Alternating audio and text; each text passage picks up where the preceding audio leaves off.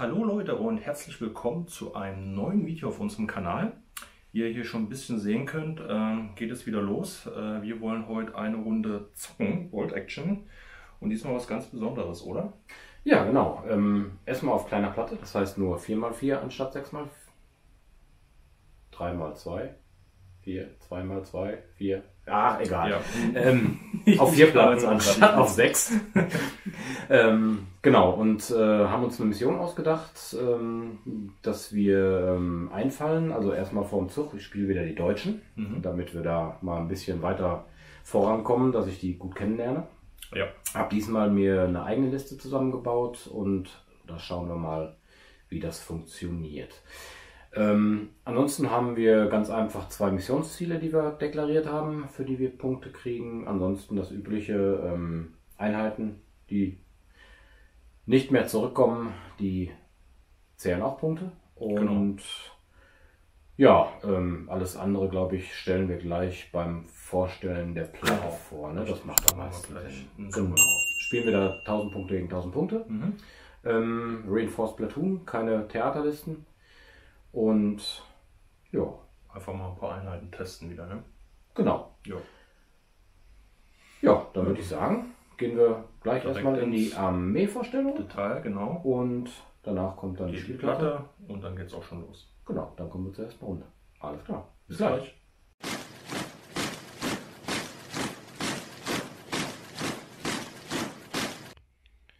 So, dann sind wir auch schon bei der Armee meiner Amerikaner, die ich mir hier von Christian leihen durfte. Und ja, wir haben ein paar Änderungen zum letzten Spiel. Wie gesagt, das ist jetzt hier eine freie Liste, also die Konstellation so gab es vielleicht sicherlich nicht, gerade was hier den Panzer anbelangt. Das war, glaube ich, der E7, wenn ich mich jetzt nicht täusche, mit dem Flamer und den koaxialen MMG. Dann haben wir hier diesmal 2 MMG-Teams. Dann natürlich mein Second Lieutenant Kirby mit Assistenten ist wieder am Start. Ein Flamer-Team, ein Sniper-Team, ein Pasuga-Team.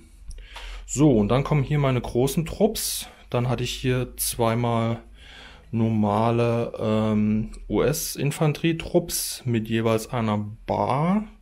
Und der NCO hat eine MP. Dann mein Ranger-Trupp, der auch nochmal einen Flamer hat. Also ich habe im Prinzip jetzt hier 3 Einheiten mit einem Flamer. Dann sind hier noch 2 Bars drin und der NCO hat auch wieder eine MP. Und hier im Prinzip das gleiche nochmal. Nur ein Trupp ist etwas kleiner, ein Mann weniger. Ansonsten habe ich immer 7 Mann pro Trupp. Und ja, auch wieder eine Bar und NCO hat halt eine MP. So, das sind 1001 Punkte. Ich bin mir jetzt gerade nicht mehr sicher, da muss ich auf meine Liste spionieren, welche Einheiten Veteranen waren. Auf jeden Fall sind hier unten die, ich glaube bis auf den Ranger-Trupp, alle regulär. Und sind aber alle wieder Panzerknacker, also haben die Granaten dafür. Und Panzer ist auch regulär. Die MGs waren, glaube ich, auch regulär. Und ich glaube, Sniper habe ich Veteran definitiv. Pasuga müsste auch noch Veteran sein. Flamer ist, glaube ich, regulär. Und der Second Lieutenant ist, glaube ich, auch regulär. Also wieder sehr, sehr wenig Veteran. Das ist meine Liste. Und jetzt Christian, seine Deutschen. So, kommen wir zu den Deutschen. Wie ihr seht, diesmal ohne Tiger 4 Regel. Ich versuche es heute mal hier mit einem Wirbelwind als Fahrzeug. Der hat mir schon ziemlich imponiert das letzte Mal, als Christian gegen mich ins Feld geführt hat. Ja, dann habe ich einen Nebelwerfer aufgestellt, damit ich dem General Armageddon auch mal ein bisschen Konkurrenz machen kann. Mal schauen, ob das Ding bei mir auch so gut funktioniert. Haben wir zwar diesmal keine Brücke, wo wir bomben können, aber schauen wir mal. Alle Einheiten sind im Übrigen regulär, außer einer, das erwähne ich dann aber gleich auch entsprechend. Dann haben wir hier einmal einen Second Lieutenant mit Kompagnon. Und die sind regulär, genau. Dann haben wir hier im vorderen Bereich, das ist eine Einheit Feldgendarmerie mit 4 Gewehren, mit 6 Gewehren, einer MP und 2 Panzerfäusten. Dann haben wir 2 ganz normale Heergrenadiertrupps mit einem LMG, 2 Sturmgewehren und 2 MPs, Rest Gewehre. Hier einmal eine Pioniereinheit, die einmal 3 Gewehre, 3 MPs und einen entsprechenden Flamethrower hat. Dann kommen wir hier einmal zu den Osttruppen.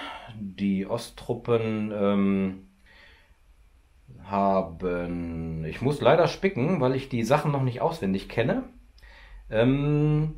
6 Gewehre, eine MP und eine Panzerfaust. Panzerfäuste sind ja generell immer bei den Trupps bei mir dabei, weil ich die eigentlich immer ziemlich gut finde und ich muss ja auch ein bisschen was gegen deine Granaten ins Feld führen. Dann habe ich hier einmal eine Einheit Volkssturm. Ich glaube, so heißen sie, ne? Genau, Volkssturm. Auch mit 6 Gewehren, einer MP und 2 Panzerfäusten. Und dann habe ich einen Panzerzerstörertrupp dabei. Mit allen Leuten haben MPs, eine Panzerschreck und 2 Panzerfäuste. Die Einheit hat mir ziemlich imponiert, weil man bis zu 3 Panzerschreck da reinbauen kann. Das finde ich schon ziemlich heftig. Vor allem ein Panzerschreck mit so vielen Lebenspunkten könnte für jedes Fahrzeug gefährlich werden. Ich meine, bei dem kleinen Panzer ist es vielleicht ein bisschen oversized, aber gegen so einen Churchill wäre das schon gar nicht so schlecht. So großes Vieh, auf jeden Fall. Genau, das sind so meine Truppen. Wie gesagt, ich meine, die einzige Truppe, die Veteranen war der Pioniertrupp. Sollte das anders sein, werde ich es gleich nochmal entsprechend erwähnen. Ja, ansonsten werde ich mal hier meinen Spickzettel wegnehmen und das Spielfeld wieder richtig aufbauen. Ja. Und ganz einfach mal einen kleinen Rundgang über die Spielplatte zeigen. Dementsprechend, wir wollen heute so ein bisschen mehr Stadtkampf machen. Deswegen haben wir alles ein bisschen dichter bebaut und haben die Platte auch extra etwas kleiner gelassen. Genau. Wir werden maximal 500 Punkte in der ersten Runde reinkommen lassen. Wir werden aber für alle Einheiten würfeln, ob sie auch reinkommen. Und werden danach mit einem Missionsziel, da ist nämlich ein Funker oben drin, immer entsprechend drauf würfeln, beziehungsweise nein, würfeln. Ich fange nochmal von vorne an. Ja. Es ist folgendermaßen geplant, dass wir in den nachfolgenden Runden immer für eine Einheit würfeln dürfen, ob sie kommt. Aber derjenige, der das Missionsziel mit dem Funker hält, das heißt, wir müssen eine Einheit oben bei dem Funker in der Etage haben, ja. Derjenige bekommt zum Ende der Runde einen Punkt und darf eine freie Einheit ohne zu würfeln zusätzlich reinholen. Genau. Einfach diesen Druck zu erhöhen und dass wir halt wirklich so ein bisschen dieses Stadtkampf-Feeling haben, dass man halt die Einheiten gegeneinander bringen muss und halt feste Missionsziele hat, um die es halt gekämpft wird. Und deshalb haben wir uns auch hierfür entschieden, dass wir nicht einfach sagen, hier im 6 Zoll Umkreis würde das schon eintreffen. Nein, wir müssen wirklich in die Etage rein und wenn ich beispielsweise drin bin und Christian kommt auch rein, dann bleibt logischerweise nur eine Einheit übrig. Nach dem Nahkampf, richtig, genau. Ne? Und somit haben wir dann immer das Ding, dass am Rundenende auch wirklich nur eine Einheit drin ist, die davon profitieren kann. Genau. Das gleiche gilt für das zweite Missionsziel, das ist die Kirche. In der Kirche haben wir ein Sanitätslager. Genau. Das heißt also, das ist im Grunde genommen ein Lazarett. In diesem Lazarett, beziehungsweise innerhalb der Mauern, haben sämtliche Kämpfe den Effekt, dass sie mit einem W6 gegen die Verletzungen würfeln können, als ob ein Sanitäter im Trupp ist. Ja. Und innerhalb der Mauern der Kirche bekommt man zusätzlich dann auch einen Siegespunkt pro Runde am Ende der Runde. Genau. Da gilt das Gleiche wie beim Funker. Nur ein Trupp kann in der Kirche sein. Das heißt, damit immer klar ist, wer denn auch die Kirche hält. Genau. Punkt bekommt. Ne? Das heißt also, ganz normale Gebäude-Nahkampfregeln kommen da zum Treffen. Richtig. Genau. Ansonsten alle Gebäude hier im vorderen Bereich, die hier auch stehen, sind alles ganz normale Gebäude. Hier im hinteren Bereich, das sind Ruinen und dementsprechend Dense Terrain. Und genau, das ist eigentlich soweit alles. Alles, was aus Stein ist, ist wie üblich wieder harte Deckung. Alles, was aus Holz ist, wie zum Beispiel, ich sag jetzt mal hier, diese Kistenbarrikade, ist weiche Deckung, genau, leichte Deckung. Und dementsprechend, ja, haben wir, glaube ich, soweit alles vorgestellt. Genau, wir werden jetzt gleich mal würfeln, welche unserer Einheiten denn am Anfang auf den Tisch kommen dürfen. Ja. Das machen wir mit einem ganz normalen Reservewurf. Das heißt also Moraltest -1. Genau, und ich würde mal einfach sagen, wir machen das und dann entscheiden wir, welche Einheiten zuerst aufs Feld kommen und das stellen wir euch dann gleich nochmal kurz vor. Richtig. Alles klar, dann würde ich sagen, bis gleich.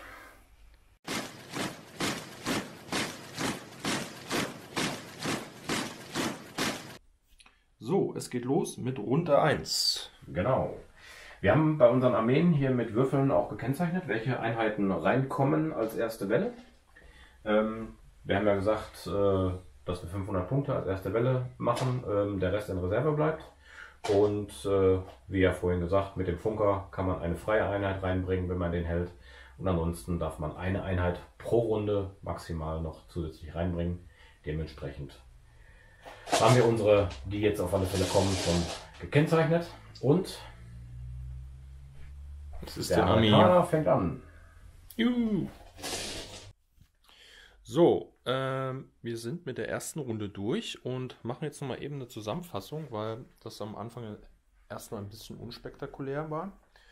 Ja, wir sind hier überall ein bisschen reingezogen. Christian hat hier seine Gendarmerie mit den Osttruppen reingezogen. Durch die Gendarmerie wird innerhalb von 6 Zoll die Schreiker-Regel negiert. Das heißt, dass ich nicht für jeden Befehl würfeln muss. Dann habe ich hier meinen Nebelwerfer positioniert. Dadurch, dass der ja so eine lange Reichweite hat, ist das in dem Fall hier leider die einzige Variante, die Sinn macht. Mein Offizier ist schon mal nach hier gelaufen und der Wirbelwind ist hier mit einem Advance über die Straße gefahren und hat hier hinten auf die Amerikaner geschossen, aber leider nicht getroffen. Nichts getroffen. Ja, und die Amerikaner sind hier auch im Munde reingerückt. Wir haben hier einmal einen Infanterietrupp, der sich vorbewegt hat, beziehungsweise das sind die Ranger, die sich hier angeschlichen haben, in Kombination mit dem Second Lieutenant Kirby. Der Sniper hat sich schon im Vorfeld positioniert und hat auch direkt einen Schuss abgegeben, als der Nebelwerfer dahin das Spielfeld betreten hat. Hat ihn aber nicht treffen können, weil 1 Zoll Reichweite fehlte. Dann hier ein weiterer Infanterietrupp in der Mitte des Spielfelds. Dann ein MMG-Trupp, der sich jetzt hier in die Stellung gelegt hat. Und hier Richtung Kirche ein weiterer Infanterietrupp. Und ja, das ist die erste Runde. Relativ unspektakulär. Genau. Und die nächste folgt sogleich.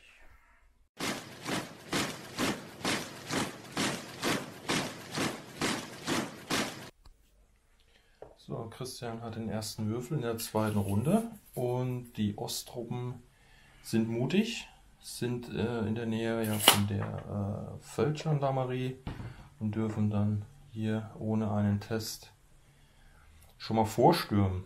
Noch sind sie frohen Mutes. noch. Die Jungs. Genau.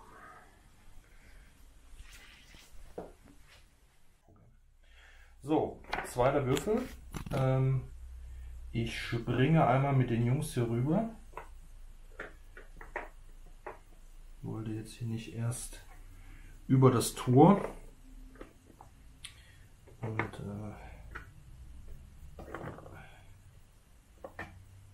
zack.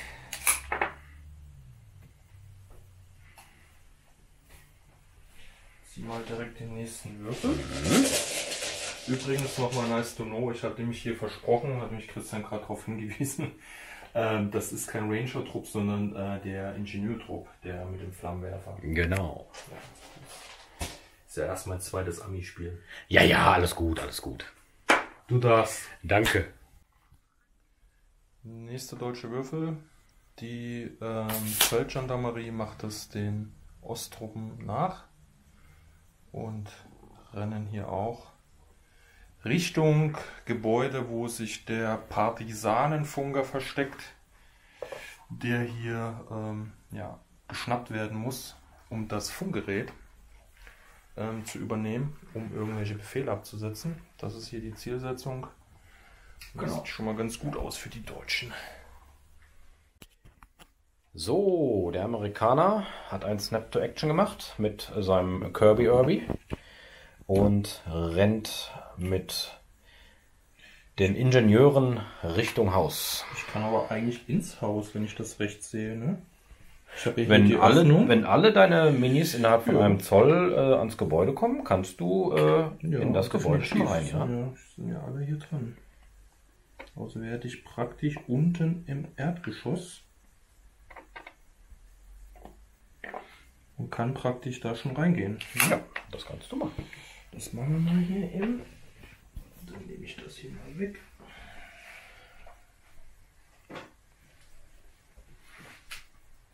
Schwupp.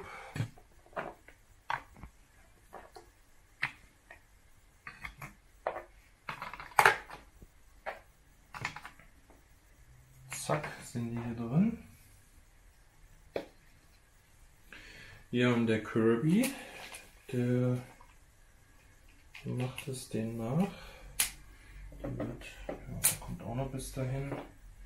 Bleibt aber davor stehen. Ich wollte gerade sagen, der darf ja auch gar nicht. Nee, da darf ja nur eine Einheit rein. Genau, erst wenn die nach oben gehen. Richtig, ja. Okay, sehr gut. Ja, dann zieh mal mein Glück. Das ist nochmal der Amerikaner.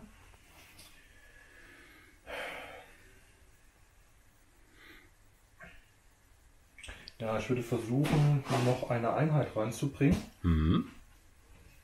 Und zwar den Bazooka-Schützen. Das ist ein Veteran. Ja. Der Oh, mit einer 5, aber locker. Und der würde auch hier direkt über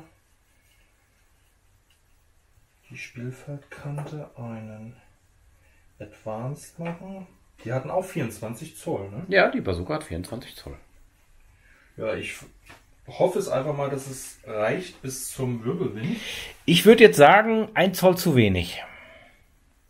Nein, das ist genau 24. Warte. Das Gehäuse fängt da hinten an. Da fängt das Gehäuse an. Aber ey, ich muss das mal treffen. Das wäre Ja, doch ja. jetzt eine Lache, ne? Ein Schuss, Ein Schuss, lange Reichweite lange Reichweite und bewegt. und bewegt. Ist ja keine Sturmwaffe und auch kein Gewehr oder Bar. Also die 5. Und ich habe Flecktarn, ne? Hier, immer schön dran denken. Flecktarn gibt auch +1. Gott sei Dank bist du kein Recki-Fahrzeug. Knapp. Okay, das war schon mal knapp daneben. Ist auch vorbei. Hast schon ein bisschen Angst gehabt, ne? Schweiß ist schon auf der Stirn. Da nichts groß gemacht. Ach, hier, schon wieder der Ami. Ja, das sind meine Würfel, deswegen willst du mir die immer geben, ne? Ja, ja. Ja, gut. Ich muss nochmal die nächste Truppe reinholen. Das geht nicht. Eine pro Runde. Oder hast du einen Funker? Hab schon wieder Haha! vergessen, wo wir eigentlich sind. Ja, dann mache ich hier mal einen Daumen, ne?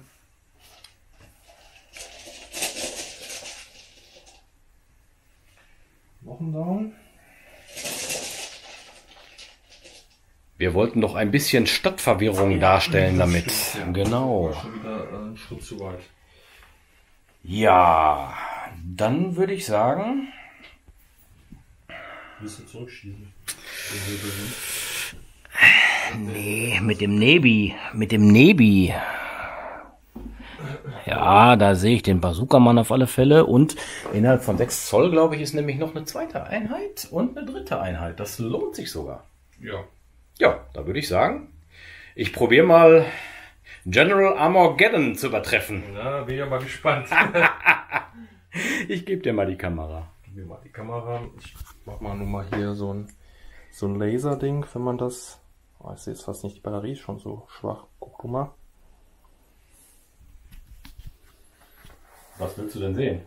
Ja gut, wenn du den sehen kannst, ja, dann... Sehen tue ich den auf alle Gut. Fälle. Aber sowas von. Ein kleines bisschen erhöht hier. Sehen tue ich ne und dadurch 72 Zoll. Das sind definitiv 72 Zoll. Ja.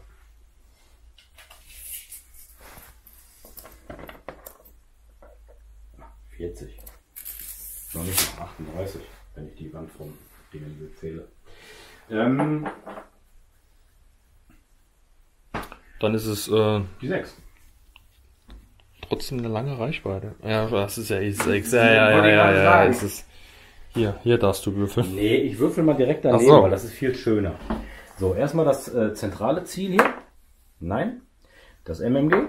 Nein. Ja! Dann geht's los. Ja, die stehen ja auch so richtig schön kuschelig. Ja, dann gehe ich mal down. Hast Ne? du denn eine 3 Zoll Schablone für mich? Ja, hier. Ah, super. Guck mal, alles schon bereitgelegt.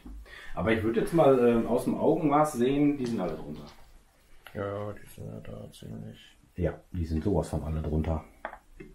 Ich halbiere schon mal die möglichen Treffer.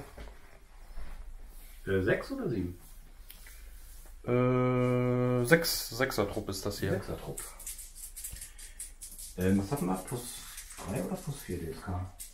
Du hast mir heute noch gesagt 3, ja.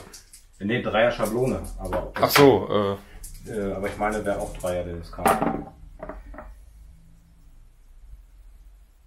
Sind das... Was für welche?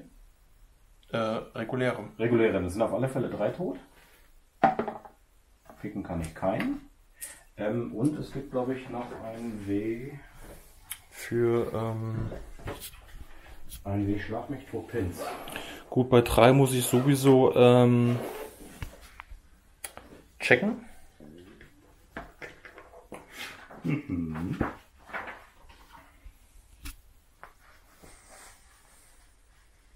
Vielleicht sind sie auch schon weg. DSK plus 3 war richtig und wir haben W3 Pins. Das bedeutet, sie haben auch 3 Pins. Gut. Darauf muss ich jetzt checken. Genau. Das heißt, auf eine 6 einen Moraltest bestehen, sonst sind die weg. Yes! Tja, erstes Opfer des Nebelwerfers. Man kann auch sagen, der erste Punkt für mich. Ja, stimmt. Der erste Punkt für dich. Warum setzt du den nicht viel öfter rein? Der ist doch richtig gut. So, den nehmen wir schon mal hier hin. Ja, Glückwunsch. Also ich finde den gut. Ja. Kann man nichts anderes sagen. Das hat schon mal gut gerockt. Gut, aber lag natürlich hier an dem Bazooka-Schützen, ne? Sonst hättest du die ja gar nicht sehen können. Ja, ist ja so. Noch nicht.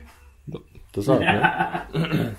Ja, super. Das war doch schon mal klasse. Was ist denn eigentlich, nochmal kurz nice to know, die Mindestreichweite von dem Nebelwerfer?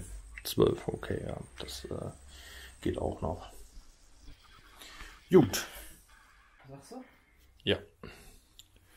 Nächster Würfel, Deutsche.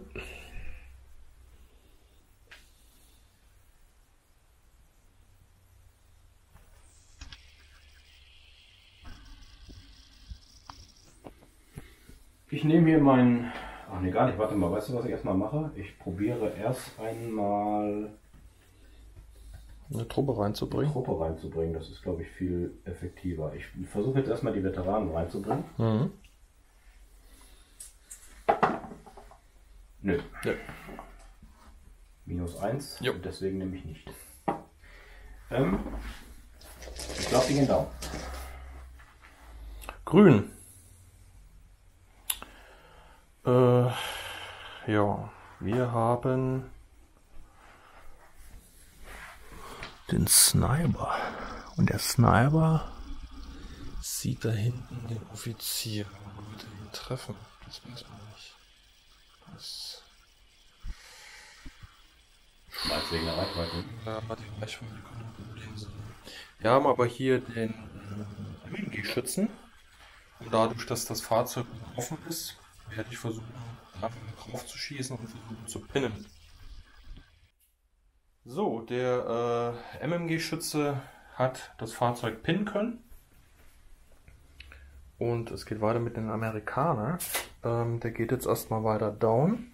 Muss er ja, weil ich schon eine Einheit reingebracht habe. Deutsch. Geht weiter mit Deutschland. Ja, geht auch down, ne?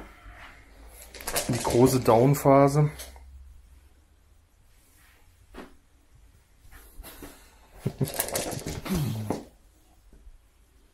Grün. Ja, ich muss auch erstmal down gehen. Bringt ja nichts. Ich habe jetzt hier nur noch den Sniper. So, dann habe ich aber auch schon fast alle. Ja, dann ist der Sniper dran. Und den Sniper werde ich jetzt trotzdem auch nochmal einen Feuerbefehl geben. Du kannst ja mal eben kurz übernehmen. Na klar, wenn du mir sagst, wo du drauf schießen willst. Ich versuche natürlich auf den Offizier zu schießen. Okay. Oder halt, Moment. Ich kann auch versuchen, auf den Panzer zu schießen und ihn nochmal zu. Nee, das darfst du nicht. Das mache ich. Das mache ich. 21. Ist dann nur die lange Reichweite. Mhm. Und sonst nichts. Oder die 4. Nö. Ja. Das ist die 5. Außer geht der Pin. Ein zweiter Pin. Das ist der große Nachteil von offenen Fahrzeugen. Jo. Wenn man die so exponiert hinstellt. Ja, glaube besser jetzt gewesen. Oder ist besser gewesen, wie den Offizier zu versuchen, der höchstwahrscheinlich nicht in der Reichweite gewesen ist. So, bitteschön. Ja. Weiter geht's. Der Offizier. Deutschland.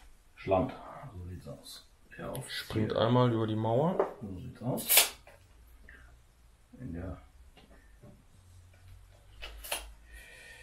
Und mehr darf ich ja nicht, weil. Also ein bisschen auseinanderziehen. Weil. Bist drüber gesprungen, ja? Genau. Das ist kein Tor gewesen. So sieht's aus. So, was haben wir denn noch im Säckle? Wir haben im Prinzip ja eigentlich nur noch 3 deutsche Würfel. Oh. Dann gebe ich dir die schon mal. Was hast du denn hier noch irgendwas stehen? Ah ja, der Panzer. Das ist das Einzige, was hier noch auf der Platte ist. Ich versuche den erstmal, also mit MG auf alle Fälle schon mal auf Das Bazooka-Team? Genau, und die andere Papabutz würde ich das MMG-Team mal versuchen abzuschießen. Mhm. Nein. Haben die Pins ja was gebracht. Ja. Sehr schön. Schon mal wieder eine Runde außer Gefecht gesetzt.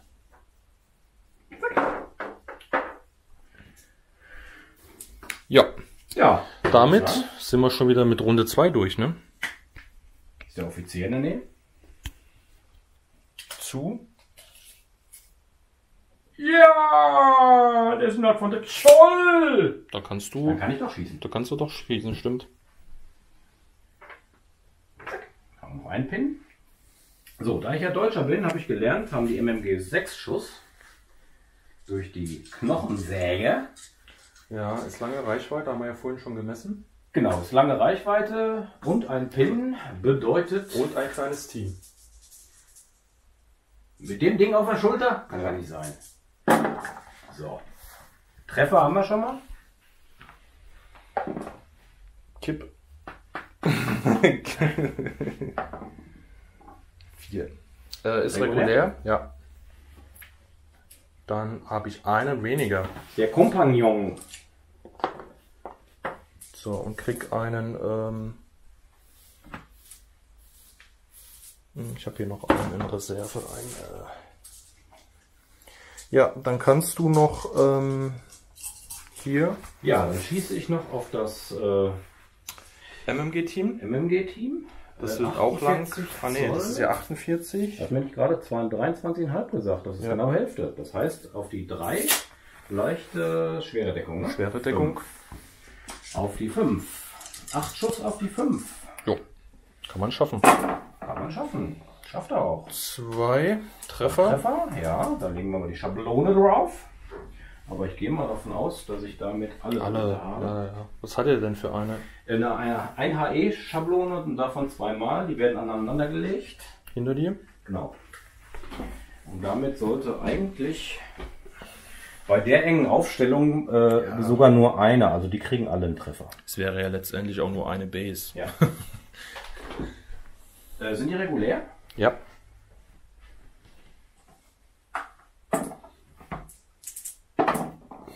Dann sind alle tot. Jo. Bibi. Ja, der nächste Trupp geht nach Hause. Zu früh gefreut mit den Pins. Warte mal, der zweite Trupp, dann habe ich schon 2 Punkte. Die lege ich mal dahin. Ja, kann auch dann eben die Würfel zählen. Genau. Oh, jetzt muss ich hier mal.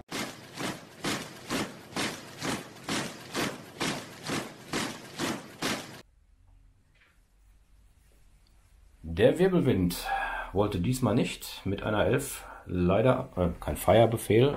Ich lege mal den Down-Befehl hin. Genau. Der möchte diese Runde nicht mitspielen. Der hat keinen Bock. Ansonsten habe ich gerade meine Osttruppen hier zum Funker ins Haus, ins Erdgeschoss reingezogen. Dementsprechend sind dort Leute schon drin. Danach durfte der Amerikaner starten und hat hier mit seinem Ingenieurstrupp jetzt Feuer angesagt auf meine Gendarmen. Und ja, schießt jetzt im Grunde genommen aus der Tür und aus dem Fenster mit einem Flamer, mit 2 Bars und einer MP. Der Flamer hat gerade mit einer 5 getroffen. Dementsprechend darfst du jetzt erst einmal würfeln, wie viele Treffer denn auch ankommen. 6. Ui, ui, ui, ui, ui. Wenn schon, denn schon, ne? Genau. Wenn schon, denn schon. So, und wie viel jetzt letztendlich verwunden, ne? Ja gut, ganz so schwer ist es nicht. Der hat einen DSK von 3. Das ist schon heftig. Ja, eine 1 sehe ich schon mal dabei. Was war das Veteran, ne? Muss ich gleich gucken. Ich meine, es wäre ein regulärer, aber die 1 ist generell immer ein Fehlschlag. Das ist ja ein Fehlschlag, genau. Aber die müssten, glaube ich, alle treffen, ne? 5 treffen definitiv. Da die von Nörgel gezeichnet sind, haben die einen Rettungswurf. Ja. Die sehen jetzt wirklich aus wie von Nörgel. Hattest du einen 6 dabei? Möchtest du vielleicht noch picken? Weil wir haben einen NCO. Nö. Nö, alles klar. Dann würde ich nämlich den NCO... Ich musste ja auch gleich komplett abräumen. Ich wollte gerade sagen, genau. Wie viel ich meine aus dem Kopf W3, aber du hast das Buch, glaube ich, schon offen, ne? Üblichen. Ein Pin kriegst du, so wie W3 weitere Pins. Schauen wir mal. Jo, 2 on top, also 3 Pins. 3 Pins hast du. Dann musst du den Moral-Check. Warte, dann muss ich mal eben einen Würfel besorgen. So, die Jungs haben 3 Pins. Und dann schauen wir jetzt mal, ob die nach Hause gehen. Nein, die 2 Jungs bleiben stehen. Ah, das ist doch hier. Ja gut, dann muss ich jetzt halt ja, mit den MPs noch drauf schießen. Ach ja, genau, ich lasse erstmal stehen, du hast hast ja recht. Alles noch, ne? Vielleicht sind sie ja dann auch trotzdem weg. Ach, stimmt. Wir haben 2 Schüsse Bar, nochmal 2 Schüsse Bar, nochmal 2 Schüsse MP. Genau, ist alles Point Blank. Alles Point Die Blank. sind down, dementsprechend auf die 4. 1, 2, 3, 4, wieder 5. Was waren das denn jetzt? Reguläre? Gucke ich gleich nach. Mach er, würfel erstmal. Soweit waren wir noch gar nicht. Ja, auch wenn es Veteranen wären. Die haben Body Armor. Wir haben sie den Russen geklaut. Genau. Jungs, ihr habt euch gut gehalten. Das wäre eher bitter für mich bei dieser Ausbeute an Würfen. Du darfst ja auch einen Punkt hinstellen. Punkt. Genau. So, der nächste Würfel ist wieder ein amerikanischer gewesen. Jo. So wie es aussieht, will der Sniper schon wieder versuchen, den Wirbelwind zu pinnen. Entweder das oder ich überlege jetzt ganz scharf, ob ich. Aber eigentlich wäre es die bessere Idee, ne? Ja, hast recht. Habe ich zu früh geredet. Du wolltest auf den Offizier schießen, ja, ne? Ich mag lieber den Wirbelwind.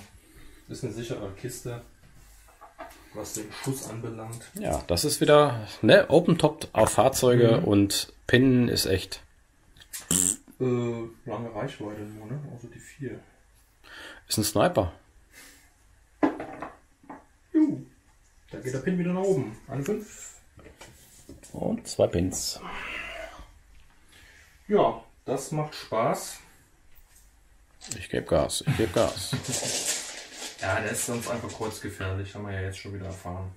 Das ist Wahnsinn, was der macht.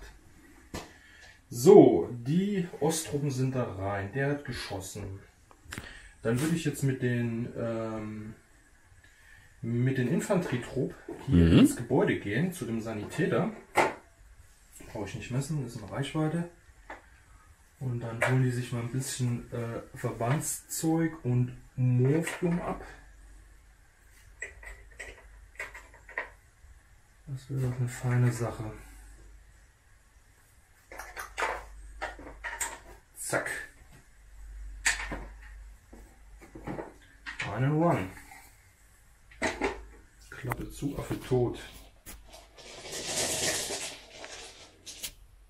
Grau. So, Christian hat erfolgreich den Pioniertrupp reinbringen können.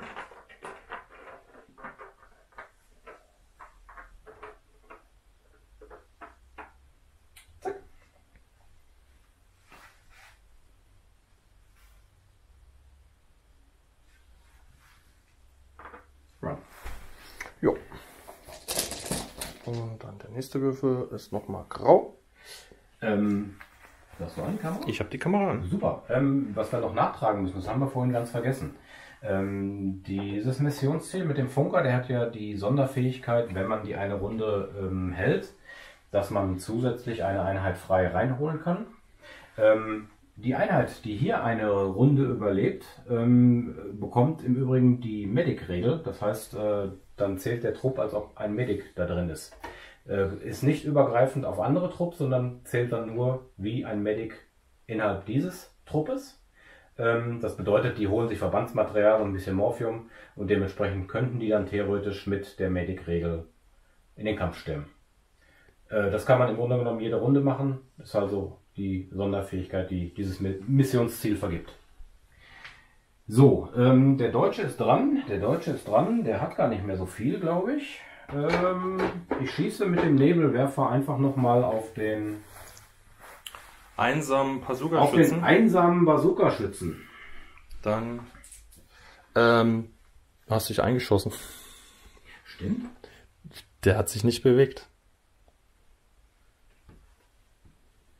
Ich weiß nicht, ob man bei dem Rocket Launcher sich einschießen kann. Ich weiß es gerade auch nicht, aber irgendwie. Ich glaube, nein. Nee, ne? Ich glaube es auch nicht. Ich will jetzt nichts Falsches erzählen, aber ich glaube auch, ja. War eine 3 im Übrigen. Also nicht getroffen. Okay. Ja, dann ist der Amerikaner dran.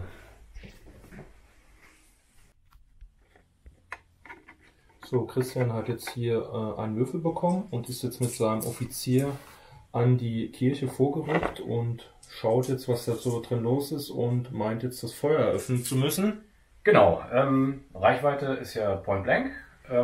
Wir haben harte Deckung, dadurch, dass wir ja ein Gebäude haben. Dementsprechend schieße ich auf eine 4 mit 2 MPs. Ja. 2 Treffer. So, ich habe ja das Schutzschild. Genau, durch das Gebäude. Einen erhöhten Schadenswurf. Also auf die 5 müsstest du dann. Genau, ein Pin gibt es auf alle Fälle schon mal und einen Treffer, aber kein Ping. Also ein. Und jetzt habe ich schon den Sanitäter. Du bist ja so und so da drin. Da drin, du bist genau. Ja so und so da drin. Das heißt, das gilt ja innerhalb der Mauern sowieso. Also kann ich gleich einmal direkt versuchen. Oh, die Anti-6. Die Anti-6. So, also einer hat es trotzdem nicht gepackt, obwohl er hier direkt vor dem Arzt liegt. Gewehrschützen? Ja, einfach ein Gewehrschützen. Und einen Pin brauche ich dann bitte noch. Kommt sofort. So, ich habe einen weiteren Würfel und habe jetzt hier noch den Second Lieutenant Kirby und jetzt gerade schwer überlegt, was ich mit dem mache. Und ich habe mich jetzt hier entschieden, hier an das Haus ran zu advancen, wo ich dann jeweils die Öffnungen habe und werde reinschießen. Der Assistent hat eine MP und der Kirby hat 2 Pistolen. So, das heißt, wir haben 4 Schuss und Point Blank. Aber du hast schwere Deckung. Genau. Dann sind wir wieder bei der 4, ne? Jo. Und du könntest auch down gehen. Nein, kann ich nicht, weil ich schon da reingerannt bin vorhin. Ja, das ist erstmal so viel dazu. 1, 1, 1. 1 Treffer. So, und jetzt. Du hast das Schutzschild noch, das heißt auf die 4. Auf die 4, weil es, genau, grüne sind. Truppen sind. Ein Ton. Reicht. Oh, pick mal. Nein. Ja. Also einer weg und ein Pin, das ist bei Unerfahrenen sehr gut. Bei den Striker ist es vor allem sehr gut, weil jeder Pin doppelt zählt. Ah jo, siehst du. Lange nicht mehr gespielt, die Jungs. Die Osttruppen meinst du? Ja. Dann hast du gleich 2, ne? Genau. Gut. Nein, ich habe einen Pin, aber er zählt doppelt. Ja, also legst du ja gleich 2 hin. Er geht ja um den Aufrieb. Es geht ja hier nur um den Moraltest. Ja. Wenn du Aufrieb machst, also ich kann ja trotzdem bis auf 7 hoch mit dem Aufreiben der Truppe. Deswegen ist es ein Pin und er zählt doppelt. Ja. Okay, gut. Dann sind wir durch. Das war mein letzter Mann. Alle anderen sind ja hier down gegangen. Genau. Dann sind wir durch die 3. Runde schon durch. Ja. Runde 4.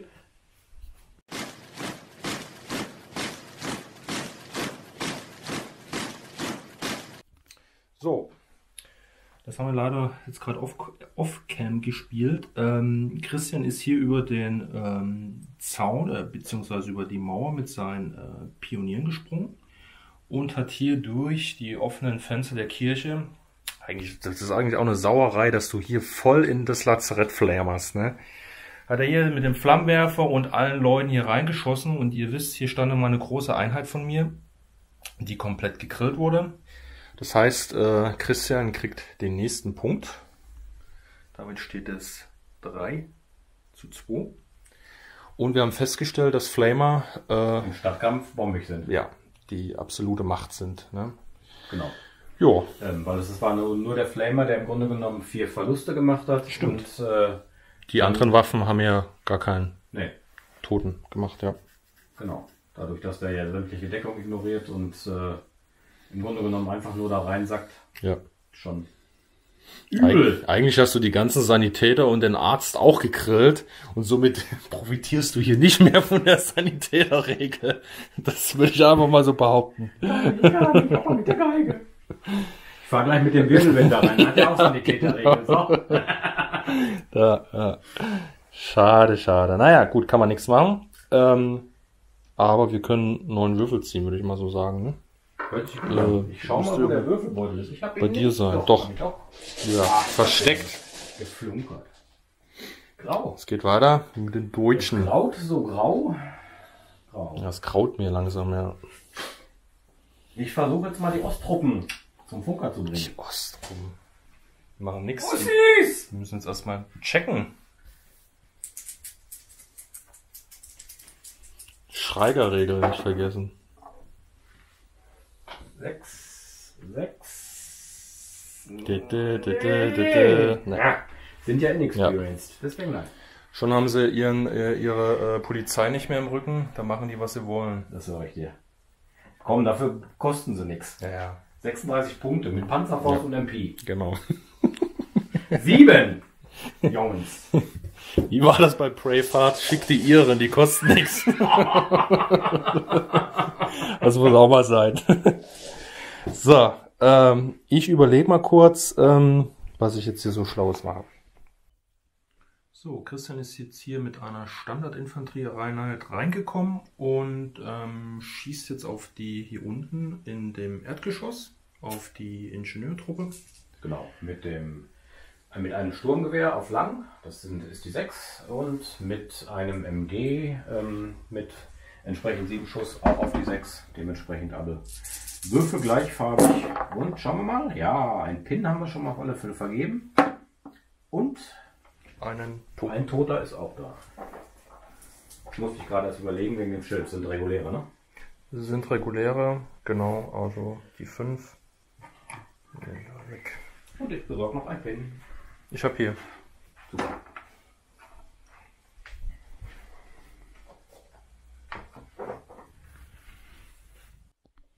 So, wir sind hier mit Runde 4 durch. Wir fassen noch mal eben zusammen. Wir hatten hier einmal einen Sniper-Schuss, der hier nochmal auf den Wirbelwind ging. Er ist nun mittlerweile bei 3 Pins. Hier ist der deutsche Offizier reingerannt und hat sich somit einen weiteren Punkt gesichert für das Gesamtergebnis. Hier sind nochmal ein paar Schüsse gefallen von dem Offizier in das Haus. Bei den Osttruppen gab es aber keine Verluste. Hier ist nochmal ein weiterer Flamer an das Haus gerannt.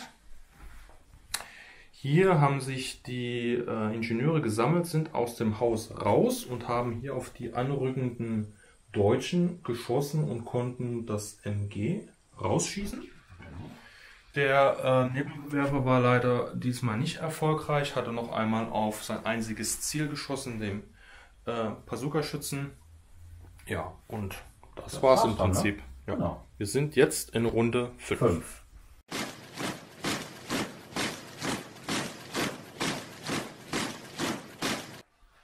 Der erste Würfel war ein amerikanischer Würfel. Die Ingenieurtruppe hat sich weiter ranbewegt, möchte jetzt auf meine Deutschen schießen. Die werde ich auf alle Fälle down gehen lassen. Das ist mir ein bisschen zu heikel. Und ja, dann würde ich sagen, darfst du Flamer eine MP, 2 Bars und ein Gewehr, ne? Jo. Genau. Ja, die sind ja alle Point Blank. Ich fange erstmal mit dem Flamer, würde ich sagen, oder? Kein 1 bitte. Ja, Treffer. Dann würfel mal aus, wie viele? 4.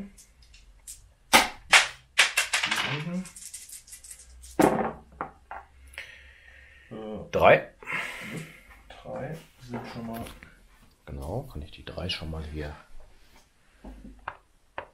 umwerfen. Ja, dann. Du musst jetzt noch einen W3 würfeln. 3. 3 Pins plus 1 sind 5 Pins. Weil ich muss nämlich gleich testen, weil halbiert. Ja. Und dann darfst du noch 2 Bars und eine MP und ein Gewehr. Ich mache erstmal die ganzen Sturmwaffen. Die sind ja auch auf die 2. Ja, ist alles Point Blank, genau. Ja, also die einzelnen logischerweise. Das sind natürlich 3 sein. Es sind immer noch reguläre und damit sind die letzten. Ne, du hast 3, also sind 2 noch tot. Auf die, Entschuldigung, nicht auf die 2. Die sind down. Auf die 4. Wie viel hatte ich denn dann jetzt? Das weiß ich nicht mehr. Können wir mit der Kamera nachgucken oder du würfelst neu? Ich würfel neu. Das waren jetzt die Sturmwaffen jeweils, also 6 Stück waren das, ne? Genau. Ja. Alles sind Sturmwaffen. Und sind alle im Point Blank, die kannst du alle 7 zusammenwürfeln. Das Gewehr ja eigentlich auch, ne? Auf die 4 war es ja jetzt. Genau. Dann 3 Treffer. 3. Und die müsstest du jetzt regulär treffen. Auf die 4. Auf die 4. Das heißt, wir haben noch 2. einen und dann gucken wir mal. 2. Das war eine 5 und eine 6. Ja, einer bleibt über. Das meine ich. Genau. Das meine ich. Zack. Nee, der bleibt jetzt stehen. So, das heißt, Minus 5. der bleibt sowas von stehen.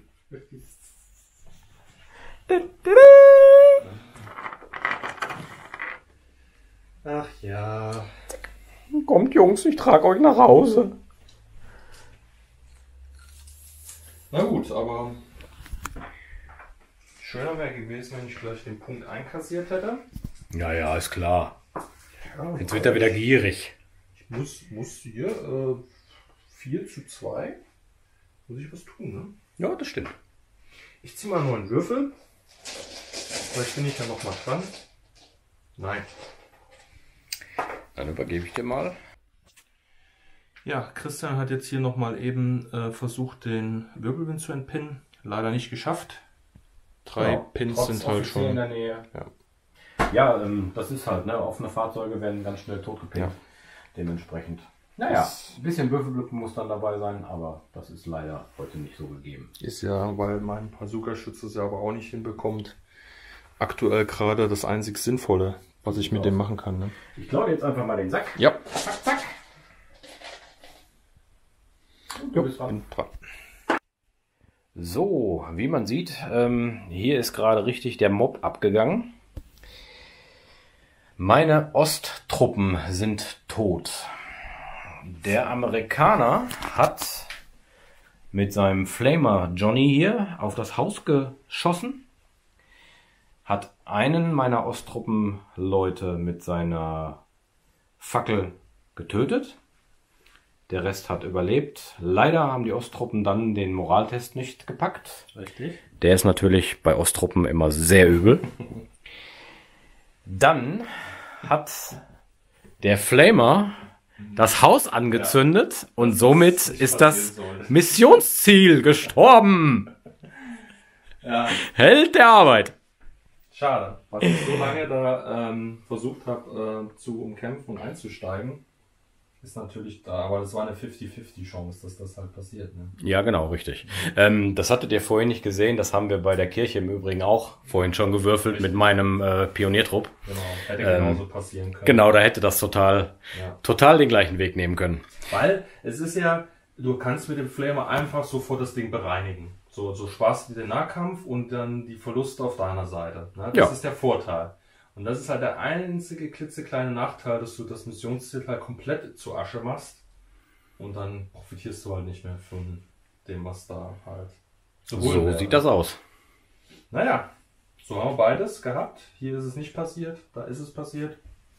Eröffnet uns jetzt wieder neue taktische Möglichkeiten. Ne? So sieht's aus. Ja, dann würde ich sagen, machen wir mal weiter. Jo. Jetzt lacht er sich kaputt. Ja. So, Das war wieder off-cam halt. Ne? der nächste war der Bazooka-Schütze. Der hat sich entpinnt. Ja, Christian hat mich noch gerade zurechtgewiesen, weil ich gelaufen bin. Und ich habe ihm unterbrochen und gesagt, komm, wir machen eine 6. Genau.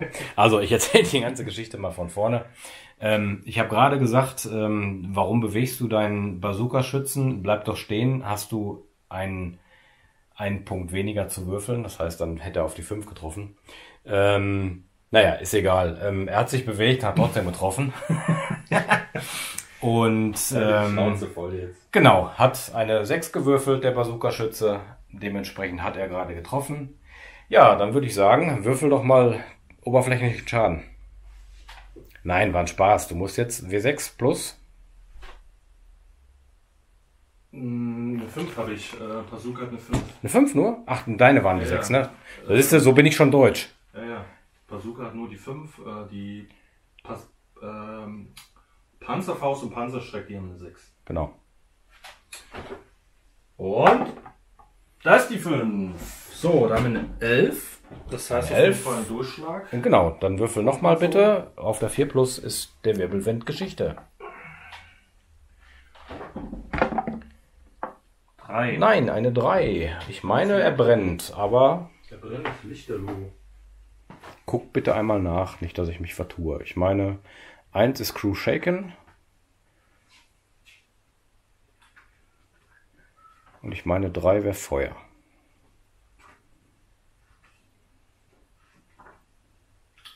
Drei ist Feuer, ja. Aha. Besatzung für Feld und Bahn. Er hat einen zusätzlichen Pin. Muss anschließend einen Moraltest ablegen. Ja, mit 5 Pins werde ich den, glaube ich, nicht machen, aber wir probieren es einfach mal.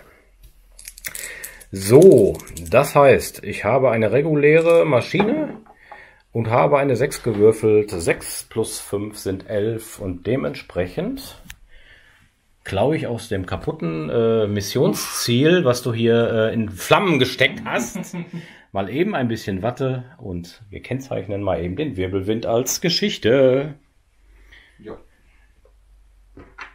Sagenhaft. Sagenhaft. Ja, gut. War am Anfang natürlich gut, der Wirbelwind, ne? Aber dann habe ich ihn halt totgepinnt. Dann kommt das dann bei raus, ne? Wobei es jetzt auch Glück war mit dem Bazooka-Schützen, ne? Das stimmt. Aber war ja im letzten Spiel auch nicht unähnlich, ne? Also der ist zwar von der Bewaffnung her der Hammer, Ja.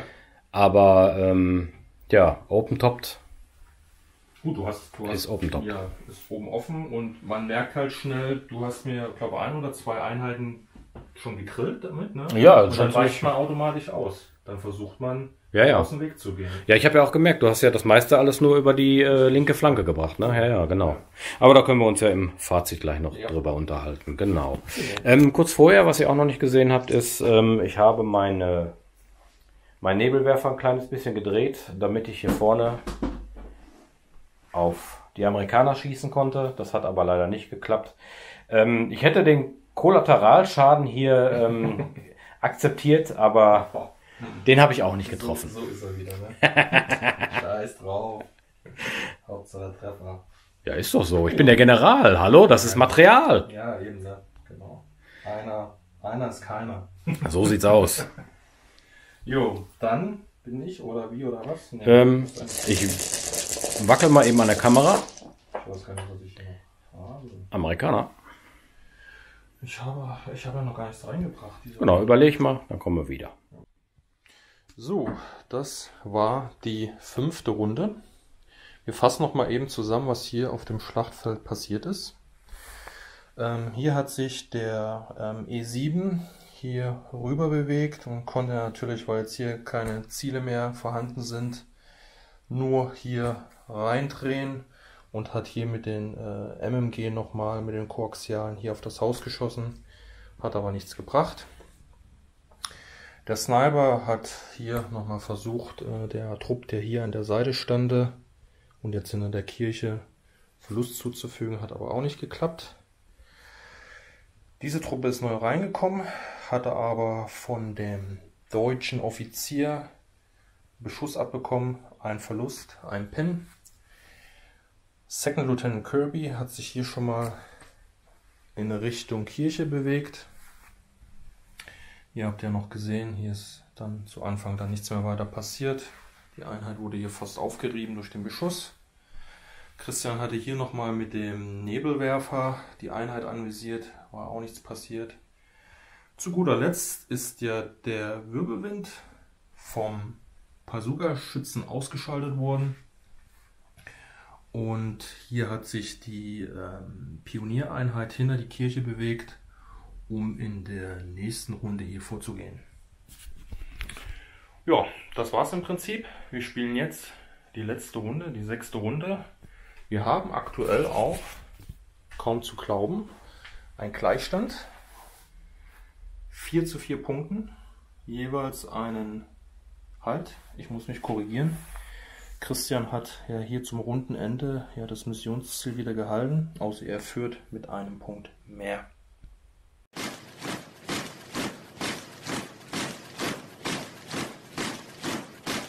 dachte gerade, weil sonst bewegt sich doch immer oben was. Ja, vor allem das. Ja. Klappe die zweite! Ja. Wir haben jetzt, glaube ich, mindestens 15 Minuten. Ein Fazit gequatscht. Genau. Ja, für uns halt. Genau. Also Fazit 2.0 und Action. So sieht's aus. Ja. Ja, machen wir es einfach nochmal. Ja. Mein großer Verlierer war der Wirbelwind. Und meine Reserve. Mein Gewinner war definitiv der Nebelwerfer. Der hat ja richtig weggerockt.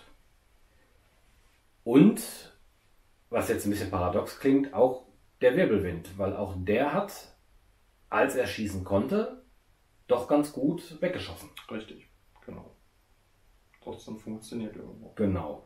Ein weiteres Highlight finde ich noch die Osttruppen in Verbindung mit den Feldjägern.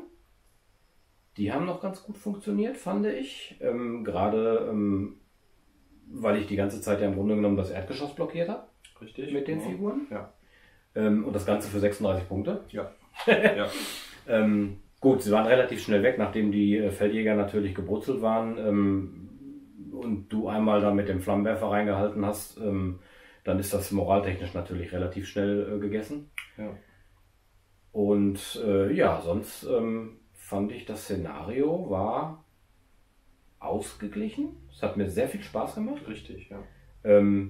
Gerade mit den beiden Missionszielen, die ja auch so ein bisschen Dynamik ins Spiel reinbringen, nicht einfach nur um ein Missionsziel zu halten, à la 40k-Style, einfach du hast ein Missionsziel und stellst dich dran und legst deine Männchen in Down, sondern man hat ja wirklich Vorteile davon gehabt, je nachdem welches Missionsziel du genommen hast, konntest du irgendwie anders spielen. Richtig, genau.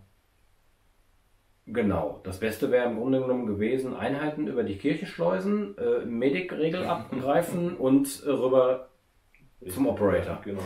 Okay, das ist natürlich entfernungstechnisch nicht wirklich funktionell, aber ja. Und was ich sehr gut fand, ist einfach, dass das Ganze auf einer kleinen Platte gespielt wurde. Ich glaube, auf einer großen hätte sich das verlaufen. Ja, genau. Ja. Das hätte nicht so funktioniert, auch wie wir im Prinzip die Einheiten reingebracht haben mit unserer Regel. Weil wir haben ja 1000 Punkte, wie gesagt, trotzdem jeder gestellt. Ja. Aber die ja nicht sofort auf dieses Gesundheit. Nicht sofort auf das nicht sofort halt auf die Platte gebracht. Ne? Also das hat schon so, wie wir uns das jetzt gedacht haben, gut funktioniert. Gut, für Christian war es halt ärgerlich oder problematisch, dass das halt 2 oder 3 Mal seine Einheiten halt nicht aufs Feld bringen konnte. Und ich habe ja Gott sei Dank durch die Amerikaner ja die Sonderregel, dass ich da nicht den Malus bekommen habe, und das hat halt immer funktioniert. Ich habe immer die Einheit reingebracht. Und ja, also meine Truppe war so, fand ich ganz in Ordnung. Gut, meine 2 MMGs waren im Prinzip für die Cuts. Das hat jetzt hier nicht viel gemacht. Das eine war schnell weg und das andere habe ich halt noch draus gelassen. Der Stuart sage ich schon, der E7, ist das dann trotzdem das Stuart? Ja, klar. Trotzdem Stuart, ne? Finde ich so als kleines Fahrzeug, was ich hier durchmanövrieren kann mit dem Flamer in Kombination schon ganz gut. Konnte halt leider dann nichts mehr zeigen, weil ich das Missionsziel, was ich aber auch gut fand, dass wir das so gemacht haben, zerstört habe versehentlich durch den Flamer. Und somit hat sich ab da das Spiel ja dann verlagert auf das zweite Missionsziel, um da halt noch Punkte zu bekommen. Und dann habe ich aber meinen Stuart da hinten schon so verfahren, und da war es schon die letzten 2 Runden, dass der nichts mehr machen konnte. Der hang so ein bisschen aber Luftleere, genau. Ansonsten finde ich den erstmal ganz gut. Klar, die Gefahr besteht, besonders jetzt gegen Christian, seine Deutschen, jederzeit von der Panzerfaust erledigt zu werden, ne? Oder von einer anderen Panzerabwehrwaffe. Das ist klar, das ist das Risiko. Aber ich habe hier, wie gesagt, auch keinen Schirmen oder sowas jetzt gesehen. Ne, wäre auch, glaube ich, zum Teil hier ein bisschen eng gewesen für den Schirm. Genau, ne? Also da finde ich schon diese kleinen Panzer ganz gut. Das ist ja auch der Grund, warum der viel hinterher im Dschungel eingesetzt worden ist, weil er klein, wendig und nicht ganz so schwer war. Richtig, genau, ja, um da irgendwie mal durchzukommen. Ja, ansonsten hat mir das auch richtig Spaß gemacht. Es hatte sich wirklich angefühlt wie so Stadtkampf halt. Ne? Man hatte immer mal hier irgendwo kleine Gefechte. Da hinten die Situation mit den Ingenieuren, den Feldjägern, dein Osttruppen, mein Flamer, der Offizier, das hat sich da hinten alles ein bisschen abgespielt. Dann hat man ab und zu mal was vom Nebelwerfer bekommen, dann hat der Wirbelwind eingegriffen. Auch hier mit dem Missionsziel, mit dem Sunny da drin, war irgendwie eine witzige Sache. Ne? Mhm. Und, nur der Funker ist nie zum Einsatz gekommen. Ne. Der Säckel. Der hat es nicht geschafft. Wobei ich denke auch, wenn dann nur fast ab der 5. Runde, dass Anna das geschafft hätte. Ich war in der 3., glaube ich, mit den Osttrumpen unten drin. In der 4. wäre ich oben gewesen. Und dann zum Ende der 4. hätte ich den Punkt gekriegt. Ja, ab der 5. Vorher hätte das gar nicht so sauber funktioniert. Genau. Also weil man den ja auch erstmal holen muss. Richtig. Ne? Mhm. Weil klar, man hätte ihn jetzt ins Erdgeschoss machen können und dann wäre man schnell drin und hätte schon... Wäre ja keine Herausforderung Richtig, ne? Aber man hätte halt dann nicht auch so demonstrieren können, diesen Häuserkampf.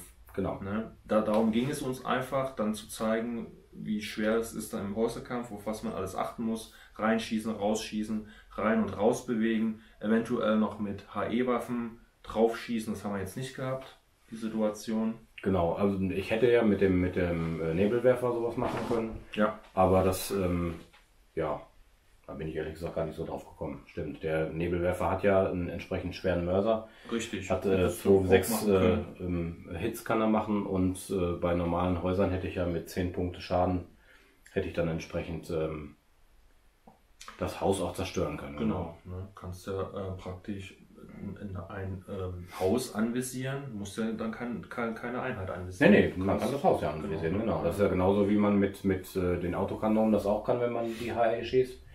Genau, dann hat man ja im Grunde genommen im Haus auch keine großartige Deckung. Ja.